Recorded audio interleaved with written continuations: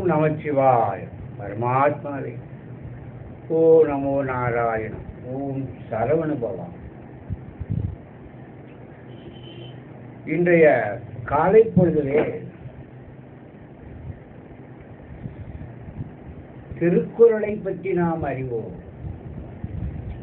திருக்குறள் தெய்வப்புலவரால் திருவள்ளுவரால் நமக்கு தரப்பட்டது. அவர் வாழ்ந்த காலத்திலே அதற்கு மதிப்பளிக்கவில்லை. இன்றைய காலகட்டத்திலே நமக்கு அது பெரிதும் பயன்படுகிறது. 1330 பாக்கள் அந்த திருக்குறள்ல சிலவற்றை நாம் இப்பொழுது பார்க்கலாம். ஓம் நமச்சிவாய.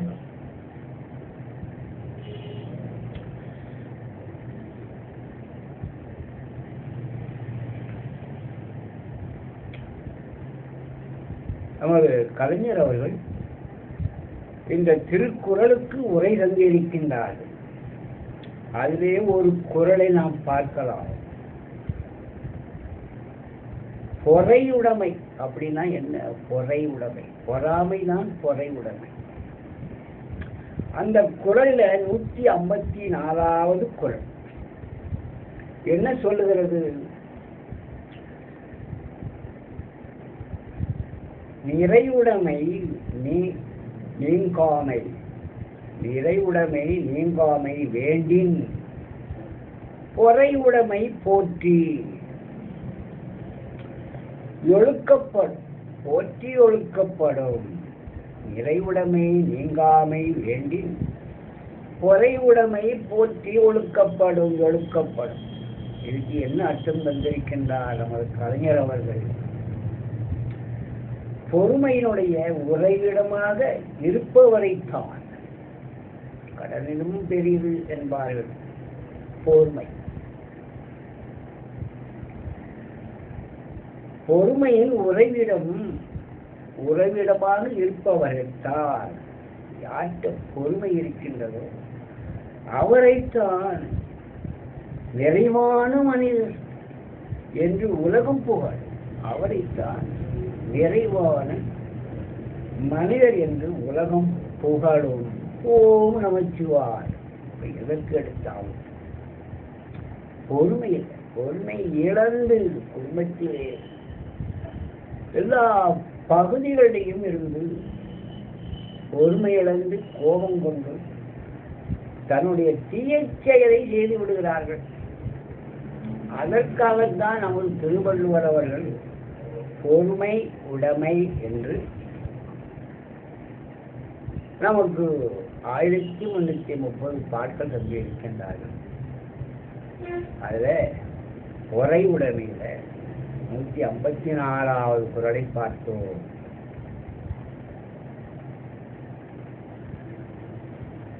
அடுத்ததாக ஒரு குறளை பார்க்கலாம். ஒடுத்தாரை ஒன்றாக வையாரே வைப்ப, பொறுத்தாரை பொன் போன்று பொதிந்து. பொறுத்தாரை ஒன்றாக வைப்போரே வைப்பாரே வைப்பார். பொறுத்தாரை பொன் போன்று பொதித்து. என்ன அர்த்தம் தருகிறார்?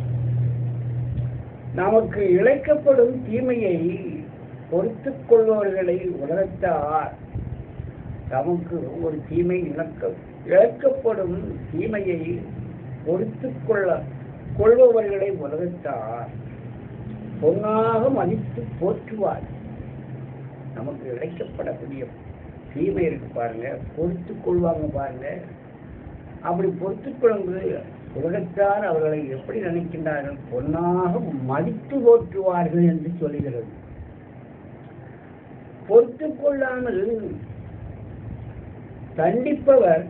தண்டிப்பவர்களை அதற்கு ஒப்பாக கருத மாட்டார்கள், பொன்னாக கருத மாட்டார்கள் என்றுதான் அர்த்தமாகிறது. தமக்கு இழைக்கப்படும் தீமையை பொறுத்துக் கொள்பவர்களை உலகத்தார் பொன்னாக மதித்து போற்றுவார்கள். பொறுத்துக் கொள்ளாமை தண்டிக்கப்படுபவர்களை அதற்கு ஒப்பாக கருத மாட்டார்கள். ஓ நமச்சிவாய். இப்படி இந்த 2 குறளையும் அருமையாக நாம் தெரிந்து கொண்டோம்.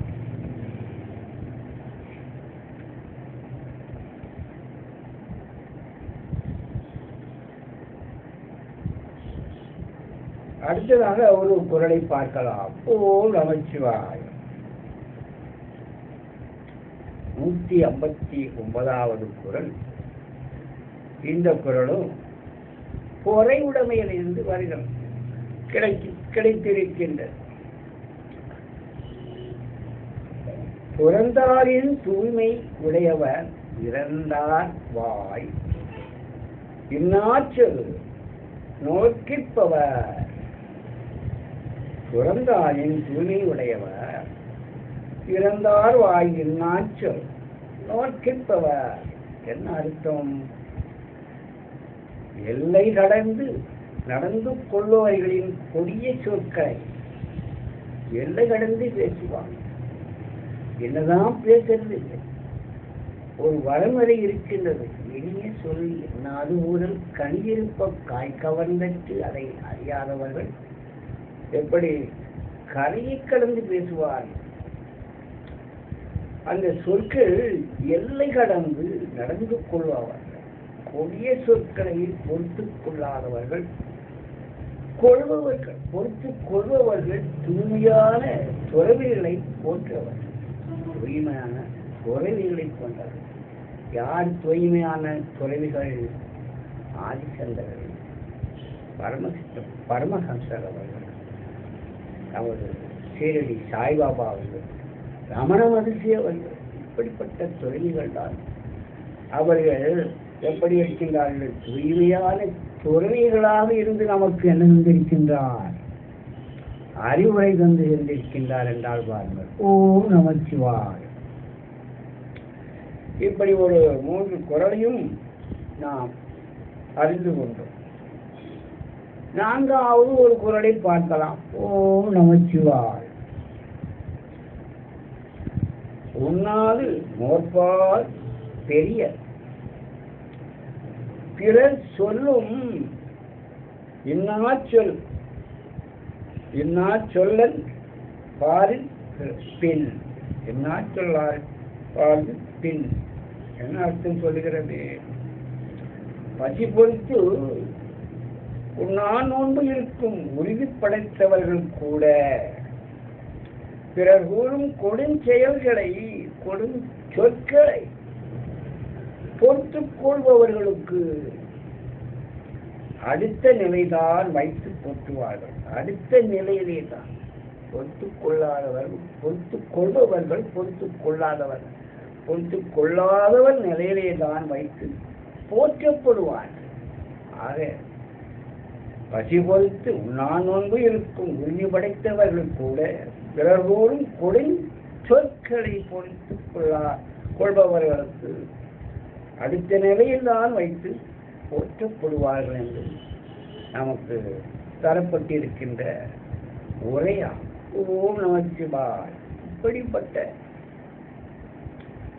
குறள் நமக்கு ஒரு சிறப்பாக அம்சத்தை தந்திருக்கின்றது. இன்னொரு குறளை பார்க்கலாம். ஓம் நமச்சிவாயம். திறனல்ல தப்பிர செயலும் நோனொன் தரல்ல செய்யாமை நன்றி. திறனல்ல தற்பிறர் செய்யும் நோனந்து நொந்தாரல்ல செய்யாமை நன்றி. என்ன அர்த்தம் நமக்கு சொல்லுகிறது? பிறர் செய்திடும் இழிவான காரியங்களுக்காக, பிறர் தமக்கு செய்யும் அல்லது பிறருக்கு செய்யும் இழிவான காரியத்திற்காக துன்பமுற்று வருந்தி பதிலுக்கு அதே காரியங்களை செய்து பழிவாங்காமல் இருப்பதுதான் சிறந்தவன்பாம். ஒருத்தர் நமக்கு ஒரு கெடுதல் செய்தார் என்றார், இழிவான காரியத்தை செய்தார் என்றால் துன்புக்கு வருந்தி அவர் இருக்கின்றார். பதிலுக்கு, அதாவது துன்பப்படுவர் துன்புறுத்து வருந்தி இருக்கின்றார். பதிலுக்கு அதே காரியத்தை செய்து பழிவாங்காமல் இருப்பது சிறந்த பண்பாகும், உயர்ந்த பண்பாகும் என்று சொல்லியிருக்கின்றார். இப்படிப்பட்ட இந்த 5 திருக்குறள் பொறையுடைமையிலிருந்து நாம் அறிந்து கொண்டோம்.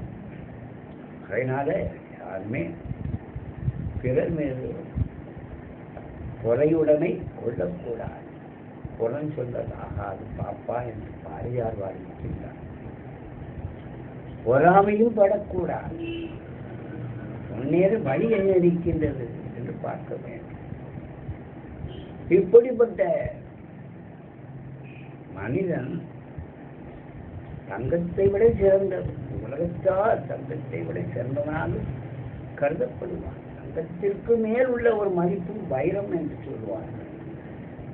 அதனால எல்லோரும் என்ன செய்ய வேண்டும்?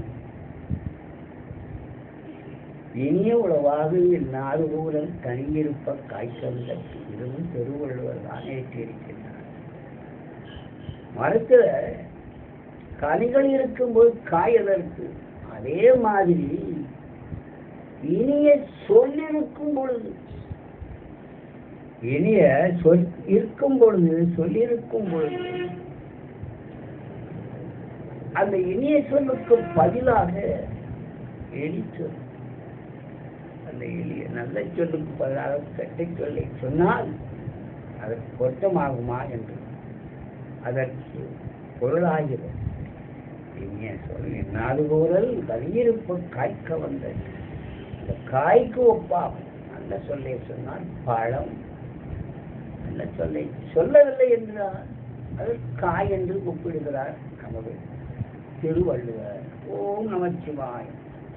அந்த காலத்துல திருவள்ளுவர் நமக்கு இந்த மாதிரி அறிவுரைகள் தந்திருக்கின்றார். இதை கொண்டு இந்த திருக்குறளை வைத்தே நமக்கு இந்த உலகத்தை ஆளலாம். தலைவர் நினைத்தால் ஆளலாம். ஓம் நமச்சிவாய். தொடர்பு கொள்ள வேண்டிய ஒரு தொலைபேசி எண்